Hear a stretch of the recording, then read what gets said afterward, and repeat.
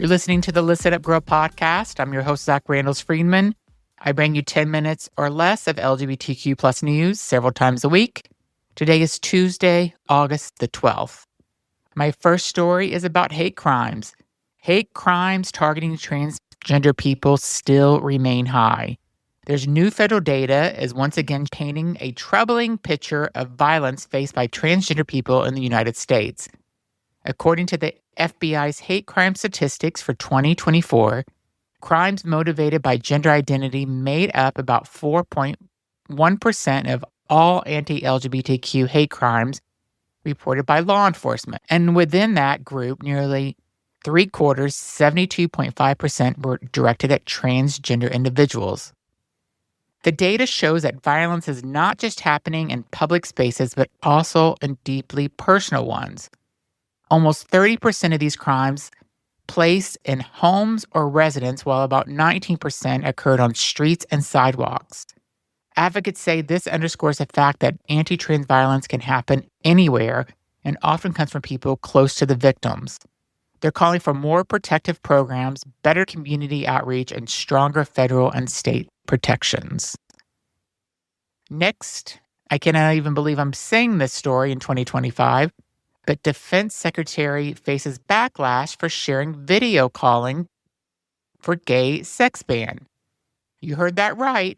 Defense Secretary Pete Hegseth is facing heavy criticism after he reposted a video featuring evangelical pastor Doug Wilson, a leader of the church movement Hegseth follows, openly calling for gay sex to be made illegal again in the United States. The clip, which aired on CNN, shows Wilson reflecting on the late 1970s and early 1980s when sodomy laws existed in all 50 states. That America of that day was not a totalitarian hellhole, he said, adding that he wishes the country would bring those laws back. For decades, consensual same-sex relations were punishable by imprisonment or even hard labor in many states. Illinois became the first to decriminalize sodomy in the 1962, and the Supreme Court finally struck down bans nationwide in 2003 decision Lawrence versus Texas. LGBTQ plus rights advocates are calling Hegseth's repost dangerous, saying it signals support for unconstitutional policies and fuels anti-LGBTQ sentiment at high levels of government. This was reported by the Daily Beast. I am still in shock that we are talking about outlawing or making same-sex sex illegal. Insane. What country do we live in? Next, we have Christian youth groups spread anti-LGBTQ teachings nationwide. Christian youth groups spread anti-LGBTQ teachings nationwide. Two faith-based youth organizations, American Heritage Girls and Trial Life USA, have established troops in all 50 states with more than 110,000 members between them. Both were created as conservative alternatives to Boy and Girl Scouts in response to the organization's increasing acceptance of LGBTQ members. In their official teachings, the groups frame homosexuality as sinful and reject any identity outside the gender binary. They also promote strict interpretations of gender roles, often discouraging any deviation from what describes as biblical values. Supporters say these programs provide a safe space for families seeking to raise children with a particular religious worldview. But critics, including child development specialists, warn that these teachings can create long-term harmful for LGBTQ youth, reinforce stigma, and foster exclusion. Fernando Salinas Corres, an assistant professor at Tufts University, says their fixation on sexual immortality reinforces a technology that punishes non-heterosexual, non-monogamous, non-cis lives. Also reported by the Daily Beast. I think this is just crazy that they don't want children living who they really are. Next, FBI says that gay men most targeted in sexual orientation hate crimes. The FBI's latest data also breaks down hate crimes by sexual orientation, and the findings are stark. In 2024, gay men accounted for 51.8% of all victims of sexual orientation-based hate crimes. Lesbians were targeted in 8.1% of cases, and bisexual people 2%, and heterosexual individuals in just 1%. While the FBI numbers rely on law enforcement agencies voluntarily submitting reports, advocates say these statistics still highlight a deeply concerning pattern that gay men continue to face disproportionate levels of violence and harassment. Many argue that actual numbers are likely higher since hate crimes go unreported due to fear of retaliation and mistrust of authorities. This was reported by The Advocate. International Allyship Day celebrated around the globe. So August 8th marked International Allyship Day, a date set aside to recognize and celebrate the power of standing alongside marginalized communities.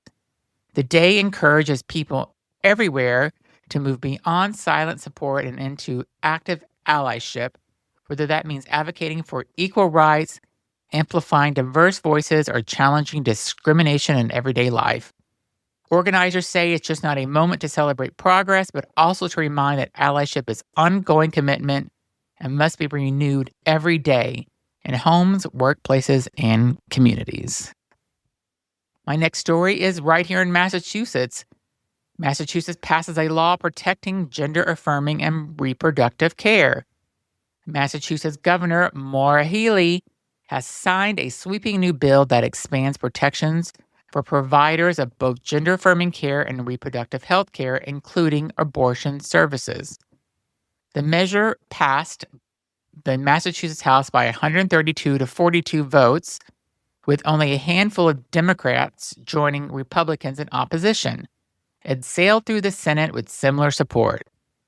In a statement, Governor Healey said Massachusetts will always be a state where patients can access high-quality health care and providers are able to do their jobs without government interference.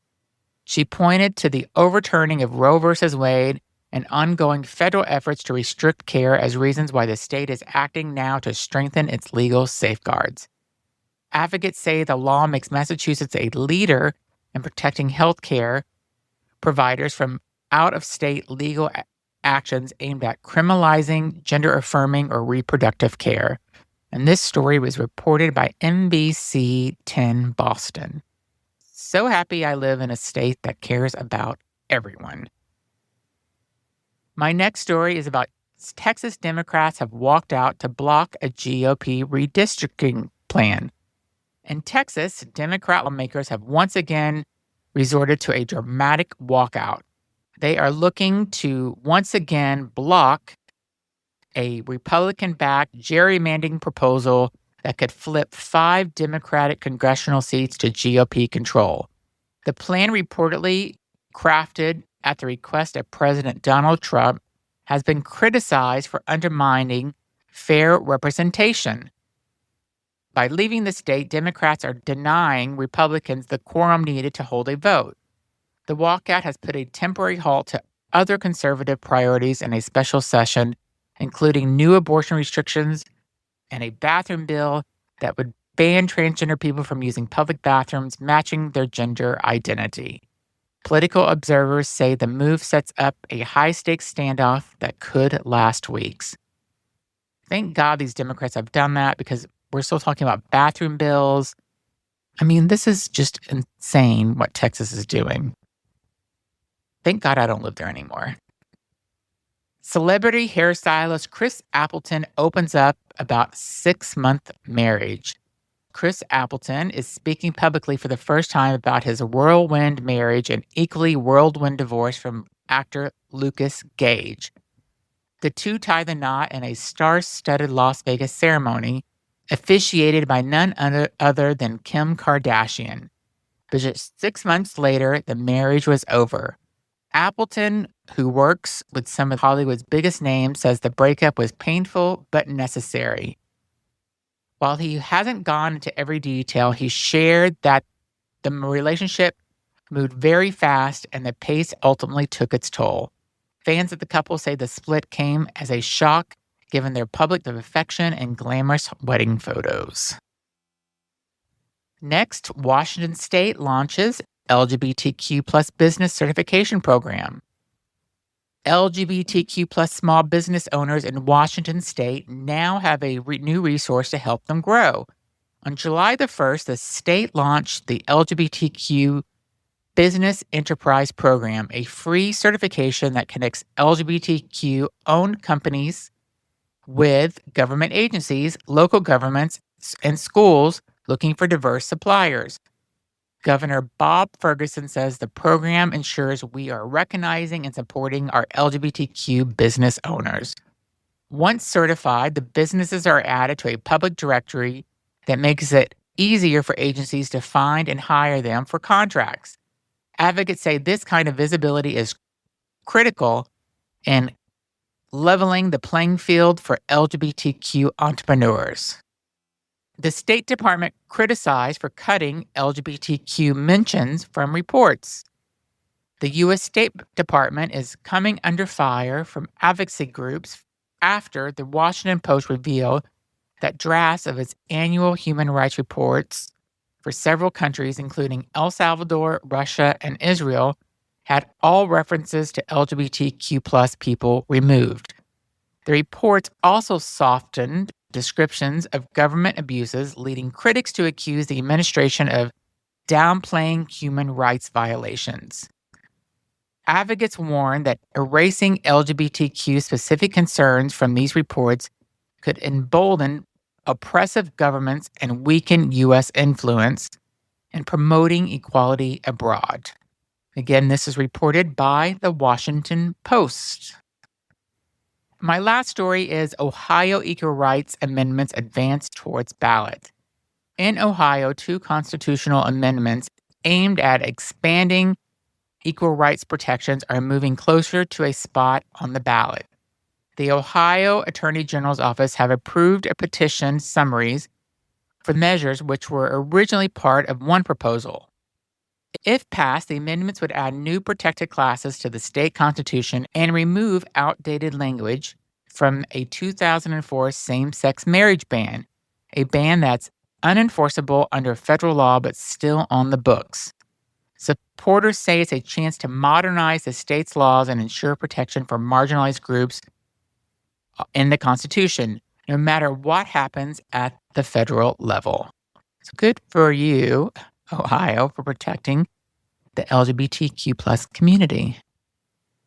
Thank you so much for listening to this podcast. Be sure to subscribe to it. Please leave a comment. I need comments to know what you're thinking about the podcast and what type of stories you like. And also be sure to listen to my other podcast, Everything and Anything and a Bit Gay, all on Apple, Spotify, iHeart, Pandora, all on your favorite podcast platform.